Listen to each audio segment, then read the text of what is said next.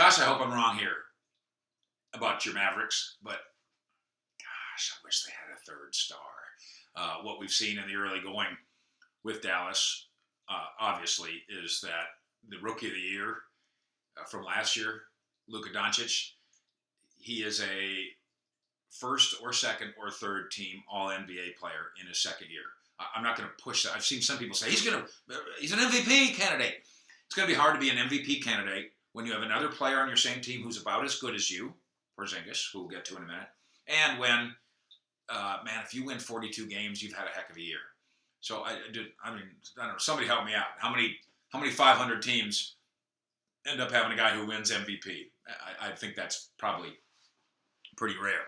But first, second, or third team All-NBA, that makes you a top 15 player in the league. That'll work.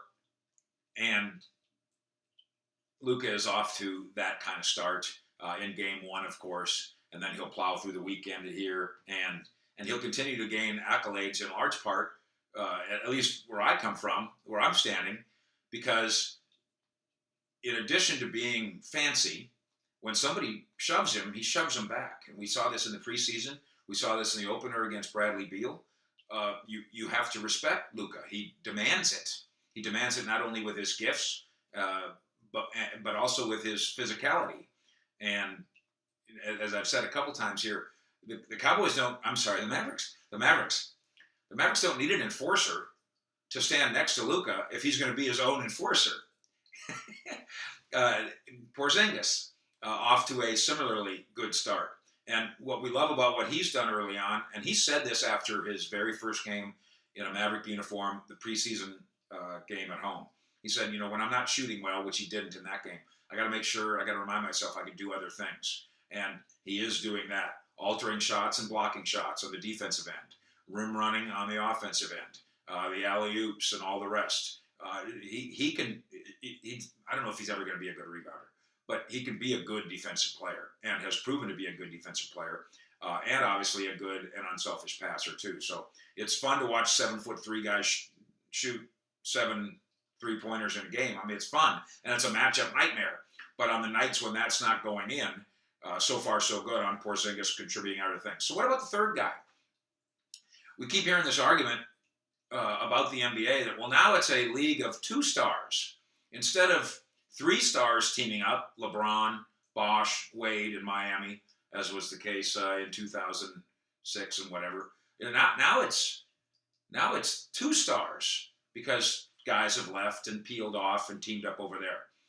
And I view this as like it's a weird concession that Mavericks watchers are saying, well, at least we have 2 stars. First of all, not yet. I mean, not yet on the level of Harden and Westbrook, not yet on the level of AD and LeBron. Agreed? Not yet on the level of Kawhi and whoever, Paul George. I mean, this team doesn't have a Kawhi Leonard yet. I think we're getting there, and wouldn't it be great to have 2 of them? So, first of all, your top 2 stars aren't top 2 stars compared to the others, not yet.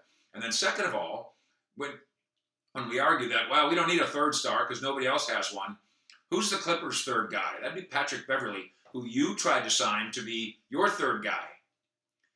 Who's the third guy in Houston? Clint Capella, who, if you follow our work, you know that the Mavericks were interested in trading for him had Houston wanted or needed to do that early on last spring, and early summer. Well, he would have been the Mavericks' third best player. How about the Lakers? Who's their third best player? Well, they say it's Kyle Kuzma, okay, but it might be Danny Green, so let's call Danny Green their 4th best player. Danny Green's the guy that the Cowboys put all the brakes on in summer shopping. Danny Green was the guy that everybody waited on. So other teams do have a third star relative to what Dallas has. It was really fun to watch in game 1. Hey, Courtney Lee, why don't you go start at guard and chase around Bradley Beal, even though you were the guy that we kind of wanted to be a salary cap dump a couple of months ago. And in the next game and the next game and the next game, it might be a different third guy. And that's okay. It's better than not having depth. But the thing that I think is going to separate the Mavericks from those top-tier teams, it isn't that they don't have a great number one guy, because eventually they will, or a great number two guy, because eventually they will. It's that the number three guy isn't established, and barring a February trade, isn't going to be established in this season for your Dallas Mavericks. Thanks for hanging out with us across all platforms, and liking and sharing and subscribing and all that. Very much appreciate it. Fish out.